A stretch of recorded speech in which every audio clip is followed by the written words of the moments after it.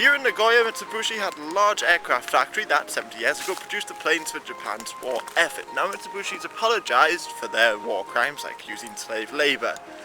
So I'm not going to beat a dead horse there. Instead I'm going to talk about their opium trade.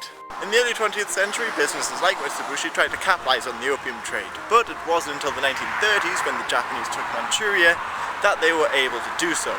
They realised that they could make a hell of a lot of money and pacify the Chinese population by selling them opium. Many high-ranking Japanese officials like Doihara, the commander of the army, got involved in this trade and they organised it all, from cultivating to selling it.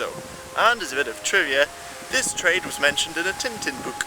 Meanwhile, Mitsubishi and Mitsui were trying to gain a monopoly over the imports from Iran. Now Mitsubishi won out and made a hell of a lot of money doing so.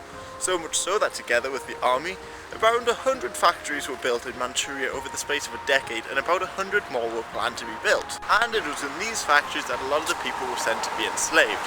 And it wasn't just big companies like Mitsubishi get involved in the act. There was a cigarette company called Golden Bat who used to spike cigarettes with opium, making sure that everybody got hooked.